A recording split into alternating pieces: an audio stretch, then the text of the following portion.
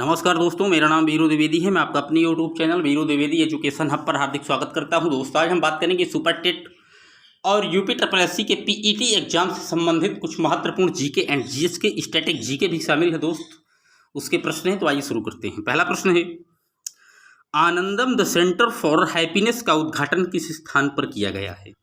तो बता दें कि ये जो द सेंटर फॉर हैप्पीनेस है, ये एक खुशहाली का इंडेक्स है और इसकी शुरुआत की गई है IIM जम्मू द्वारा, यानी कि ये ऑप्शन एकदम सही है। अब बात आई है हैप्पीनेस इंडेक्स की, तो बता दें विश्व खुशहाली में सबसे जो टॉप पर देश है विश्व में, वो फिनलैंड है मेरे दोस्त, याद रखिएगा फिनलैंड। बात करते हैं अगले प्रश्न की। भारतीय सेना ने आयुध निपटान मिशन ऑपरेशन थिरुवल्लुर कहाँ संचालित किया है? तो जो भारतीय सेना ने आयुध निपटान मिशन ऑपरेशन थिरुवल्लुर संचालित किया है, वो कर्नाटक में किया है दोस्तों, याद रखिएगा। कर्नाटक की राजधानी बेंगलुरु है और बेंगलुरु को IT सिटी सिलिकॉन वैली के नाम से जानते हैं। और इसी बेंगलुरु में हमारा भारतीय अंतरिक्ष अनुसंधान केंद्र इसरो स्थापित है, जिसके प्रेसिडेंट के सिवान हैं। और इसरो की स्थापना 15 अगस्त 1969 को हुई थी, याद रखिएगा। बात करते हैं अगले प्रश्न की।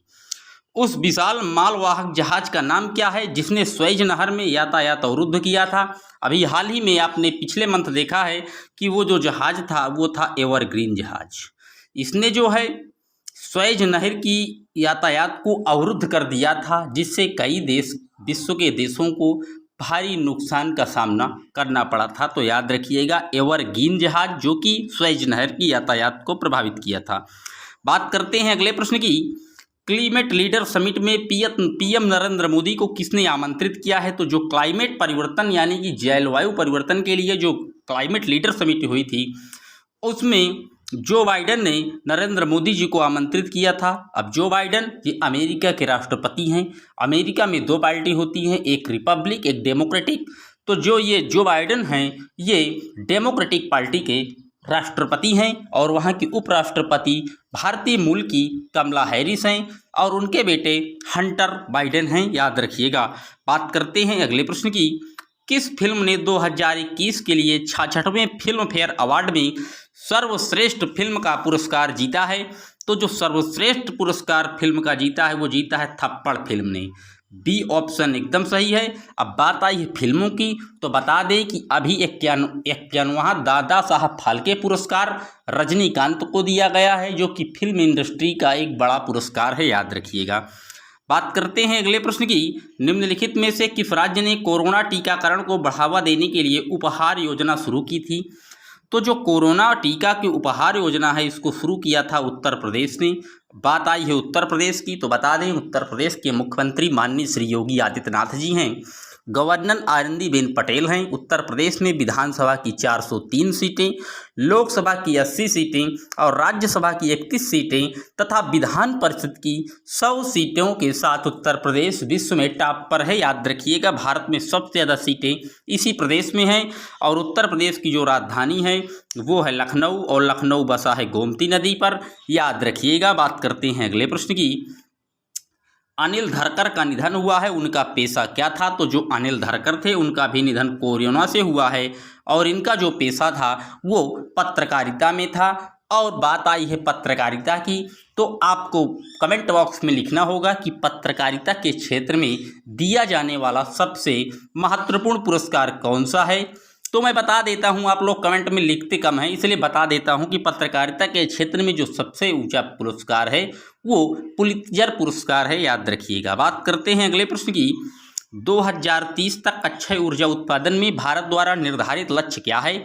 तो जो 2030 तक अक्षय ऊर्जा उत्पादन में भारत द्वारा निर्धारित लक्ष्य है वो 450 गीगावाट है, याद रखिएगा। C ऑप्शन एकदम सही है। अब यहाँ लिखा है अक्षय ऊर्जा, तो बता दें अक्षय का मतलब है जिसका क्षय ना हो, यानी कि जैसे सौर ऊर्जा है, जो सूर्य से एनर्जी प्राप्त की जाती है, ये क्या है? ये एक अक्षय ऊर्जा है। इसी तरीके से आप जो विद्युत ऊर्जा, जो कि जल से आप ग्रहण कर पा रहे हैं, जल से जो ऊर्जा बना रहे हैं, वो भी एक अक्षय ऊर्जा है दोस्त। इसमें जो है जो हमारा पॉल्यूशन होता है वो नहीं हो पाता, हमारा पर्यावरण एकदम क्लीन होता है दोस्तों, याद रखिएगा। 2030 तक 450 गीगावाट का लक्ष्य भारत का है, याद रखिएगा। बात करते हैं अगले प्रश्न की। US आधारित crypto currency exchange Coinbase Bharat में अपना कार्यालय कहाँ स्थापित करेगा? तो जो भारत में अपना कार्यालय है वो हैदराबाद में स्थापित करेगा। हैदराबाद कहाँ पड़ता है? ये तो आंध्र प्रदेश की राजधानी है हैदराबाद, जो कि मूसी नदी के तट पर बसा हुआ शहर है हैदराबाद। आंध्र प्रदेश की बात आई है तो बता दें 1953 में भाषाई आधार पर गठित होने वाला भारत का सबसे पहला राज्य आंध्र प्रदेश है। यहाँ के मुख्यमंत्री वाईएस जगनमोहन रेड्डी हैं। मैं बता दूं कि आंध्र प्रदेश अभी ऐसा प्रदेश बना है जिसकी 3 राजधानियाँ बनी हैं, एक हैदराबाद, दूसरी अमरावती और अभी हाल ही में कुर्नूल जो है वो तीसरी राजधानी बनी है।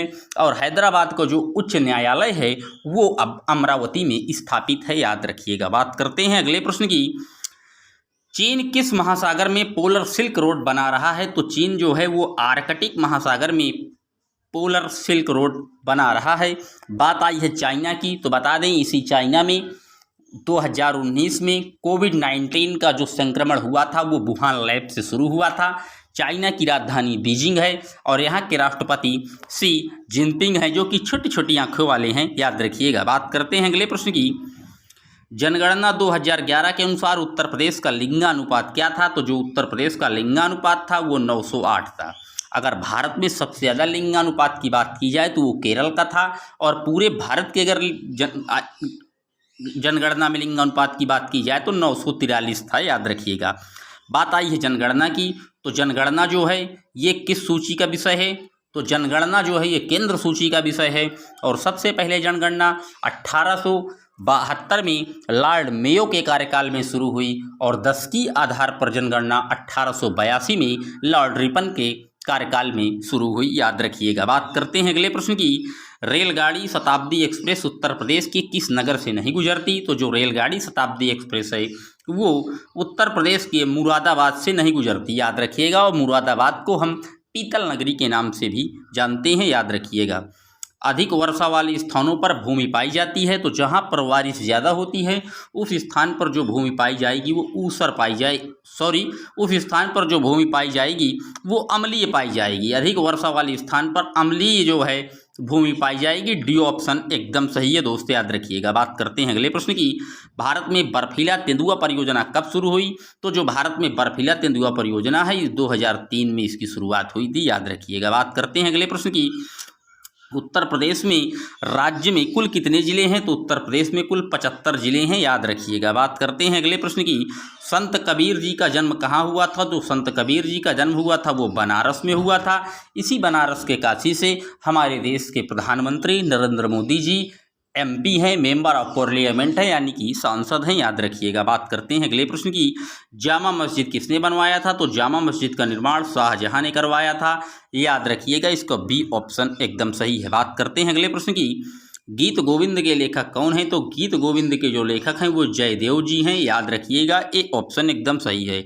बात करते हैं अगले प्रश्न की। गुरु नानक का उत्तराधिकारी कौन बना? तो गुरु नानक ने गुरु अंगद को अपना उत्तराधिकारी बनाया था, और इस गुरु अंगद जी ने ही पंजाबी में जो गुरुमुख लिपि है उसके जो है ये प्रणेता भी माने जाते हैं, याद रखिएगा। बात करते हैं अगले प्रश्न की।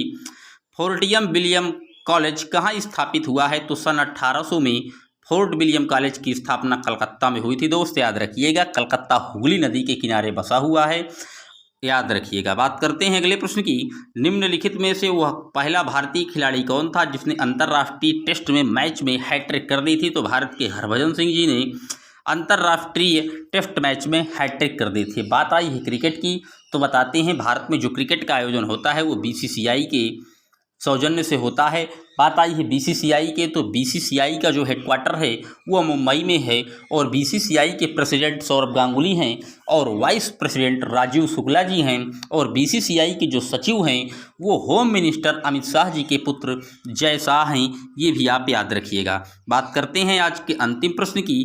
माउंट एवरेस्ट को फतह करने वाला सबसे युवा भारतीय कौन है? इसका उत्तर आप कमेंट में लिखिएगा। धनंजय, रविंद्र कुमार, अभिनव पांडे, अर्जुन वाजपेयी।